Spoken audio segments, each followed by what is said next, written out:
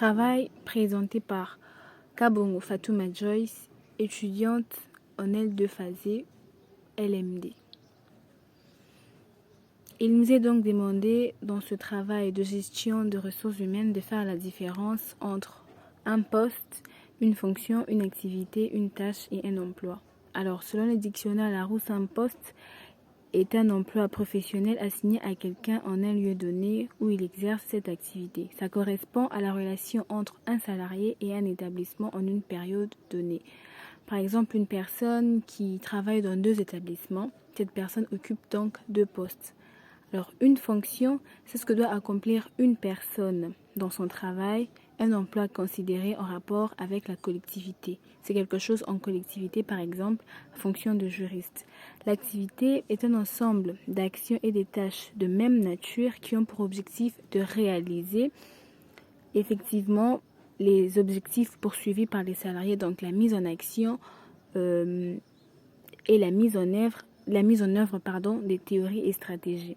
Alors les tâches est en effet une partie du travail, un ouvrage à faire dans un temps bien déterminé. Il est important de préciser la différence qu'il y a entre une tâche et une activité. Une tâche indique ce qu'il y a à faire, alors que l'activité, c'est ce qui est en train de se faire. Alors l'emploi est un travail rémunéré dans une administration ou une entreprise. Il est aussi important de faire la différence entre un emploi et un travail. On sait que le travail désigne au sens large toutes les activités de production des biens et services et la notion d'emploi, elle, désigne la situation dans laquelle le travail doit se faire. Il nous est aussi demandé de faire ou de dire si les éléments qui suivent sont soit une tâche ou une activité.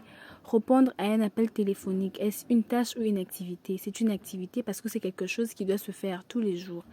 Alors, appuyer sur un bouton de téléphone est une tâche. C'est quelque chose qui est appelé ou quelque chose qui est décrit dans le contrat qui doit se faire.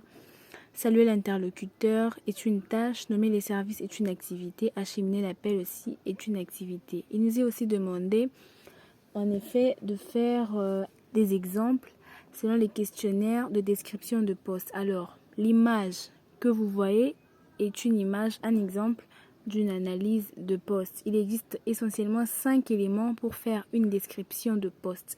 Il y a le titre de poste, description de l'entreprise, rémunération et des attentes, liste des principales compétences, comment postuler. Alors, il y a différentes images qui défilent. Tout ceci pour montrer les 5 étapes.